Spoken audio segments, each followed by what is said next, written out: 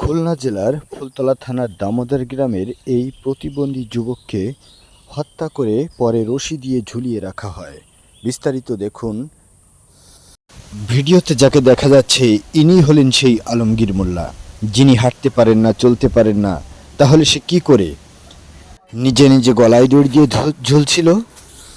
হাস্যকর হলেও সত্য, আজ একটি মর্মান্তিক ঘটনা ঘটানো হয়েছে তার প্রতি। এই ভিডিওটি হলো সে যখন সুস্থ ছিল তখনই এই ভিডিওটি করা হয়েছিল। আজ সে নাই, পৃথিবী থেকে চিরবিদায় নিয়ে চলে গেছে। তাকে সে চলে যায়নি, অবশ্য তাকে হত্যা করা হয়েছে। যেভাবেই হোক না কেন তাকে মৃত্যু যন্ত্রণা দিয়ে তাকে হত্যা করা হয়েছে।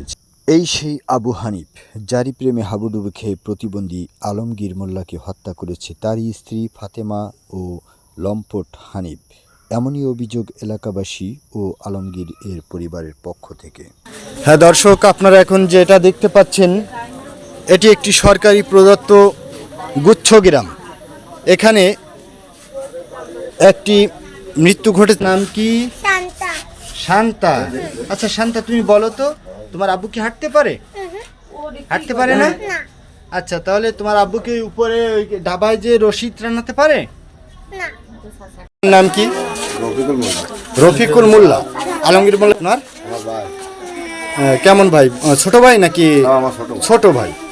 আচ্ছা, আপনি এই যে আলমগীর মোল্লা মারা গেছে, এটাকে আপনি কোন চোখে দেখছেন? এটা কি হত্যা নাকি সে নিজে